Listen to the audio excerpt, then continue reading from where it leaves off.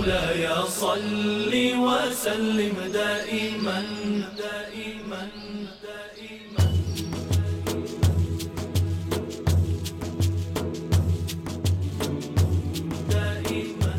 Assalamualaikum warahmatullahi wabarakatuh. Innal hamdalillah nahmaduhu wa nasta'inu wa nastaghfiruh wa na'udzu billahi min syururi anfusina wa min sayyiati a'malina. May yahdihillahu fala mudhillalah wa may yudlilhu fala hadiyalah. Asyhadu an la ilaha illallah wahdahu la syarikalah wa asyhadu anna Muhammadan abduhu wa rasuluhu la nabiyya ba'dah. Allahumma shalli ala Muhammad wa ala ali Muhammad. Amma ba'd. Qala Allah Ta'ala fil Qur'anil Karim, a'udzu billahi minasy syaithanir rajim. Bismillahirrahmanirrahim. Fadhkuruni azkurukum washkuruli wa la takfurun. Al-ayah. Ikhwafillah dimanapun berada yang dimuliakan Allah, insyaallah. Alhamdulillah kita telah memasuki hari ke-7 di bulan Ramadan tahun 1441 Hijriah. InsyaAllah amal ibadah kita selama bulan Ramadan Allah terima dan Allah lipat gandakan. Sebagaimana Rasulullah SAW bersabda, "Man shoma Ramadhana imanan wa ihtisaban, ghufira lahu ma taqaddama min dzambih." Barang siapa yang berpuasa di bulan Ramadan imanan, karena iman, karena ikhlas, karena yakin kepada Allah, wa ihtisaban dan berharap pahala dari Allah, ghufira lahu ma taqaddama min dzambih. Diampunilah dosa-dosa kita yang telah lalu. Mudah-mudahan selain kita dilipat gandakan amalan kebaikannya, kita diampuni dosa-dosa yang telah lalu. Amin ya rabbal alamin. Ya insyaallah. Masya Allah, ikhwafillah, kalau kita renungkan banyak hikmah yang terjadi di bulan Ramadan tahun ini, yaitu kita dihadapkan dengan ujian, yaitu di tengah-tengah wabah COVID-19 yang kita sebut, jadi wabah corona. Banyak sekali saudara-saudara kita yang telah kehilangan pekerjaannya, kemudian juga ya dari situ Allah ujilah dengan kekurangan materi ya.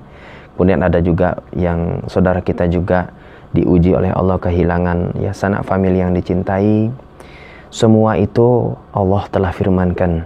Ini kalau kita tadaburi surat Al-Baqarah ayat 153, Allah itu berfirman, A'udzubillahi minasyaitonirrajim, Bismillahirrahmanirrahim.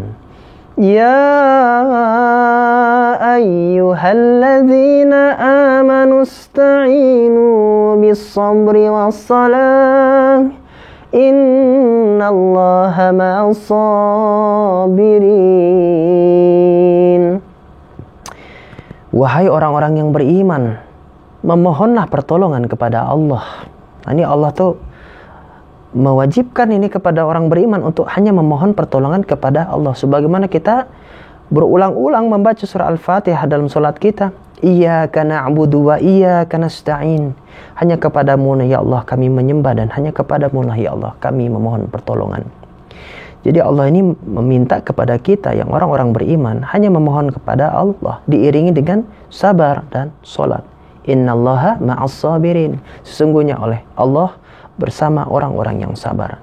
Jadi kita kalau memang Allah uji dengan kesenangan ya, baik itu dengan kesenangan atau kesulitan, itu kesenangan dan kesulitan sama-sama ujian. Tetaplah kita memohon pertolongan hanya kepada Allah.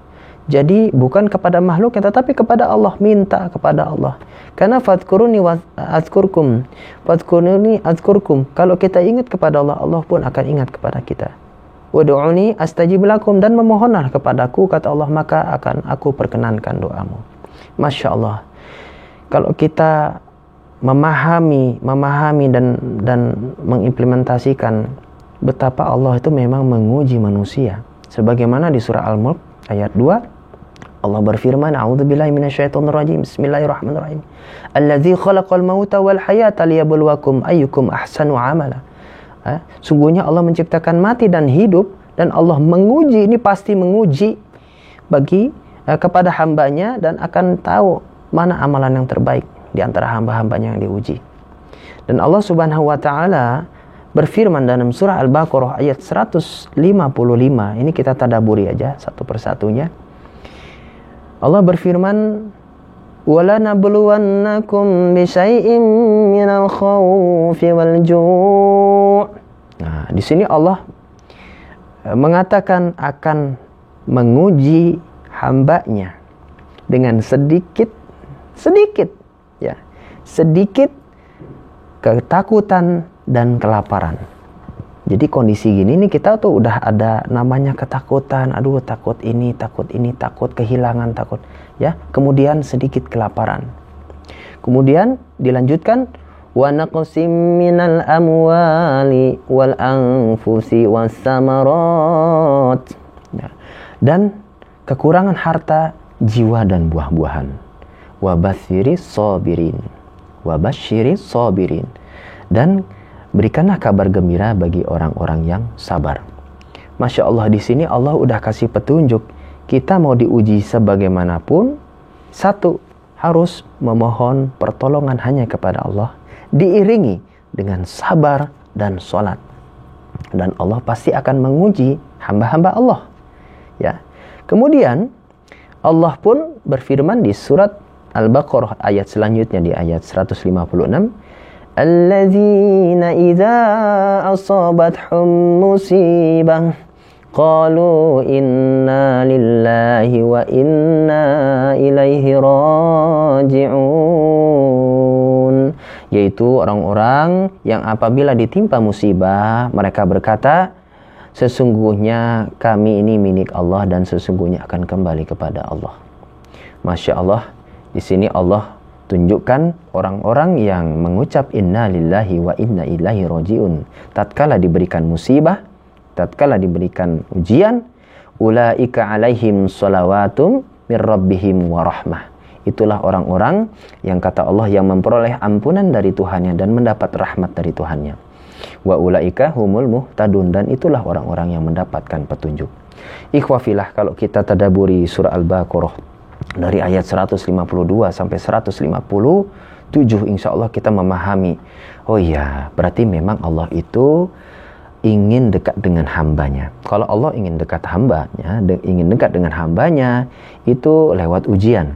Dan kalau ada ujian, kita memohonnya kepada Allah dengan diiringi sabar dan sholat. Masya Allah, banyak sekali doa-doa, dan Allah tuh inginlah kita tuh banyak menitis air mata dengan berdoa, ya Allah, cukupkanlah kami dan keluarga kami, ya Allah, dengan rizki yang halal dan barokah darimu, ya Allah. Dan Allah tuh insya Allah paham kok dengan bahasa kita. Ya Allah, kami sedang diuji, ya Allah, berikanlah kesabaran kepada kami, ya Allah. Insya Allah, ya Allah, sesuai janjimu, ya Allah, sesuai janjimu, ya Allah. Maka ini mudah-mudahan menjadi kafarat diampuni dosa-dosa kami. Masya Allah, kita banyak berdoa kepada Allah, dekatkanlah diri kepada Allah, mumpung ini adalah bulan Ramadan. Insya Allah, di mana setan dibelenggu, mudah-mudahan ibadah kita tidak terhalang apapun, ya. Dan jangan lupa kita juga banyak sodakoh, ya. Kalau memang kita tidak bisa sodakoh secara materi, kita bisa sodakoh secara ilmu. Kalau tidak ada ilmunya, kita juga bisa sodakoh tenaga kita, ya, untuk kebaikan dan kemaslahatan manusia. Insya Allah Allah akan memberikan balasan yang terbaik bagi kita semua. Baik, tausiah singkat saya akhiri. Insya Allah bermanfaat untuk kita semua.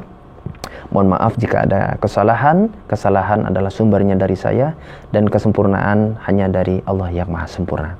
Wabillahi taufiq wal hidayah. Wassalamualaikum warahmatullahi wabarakatuh.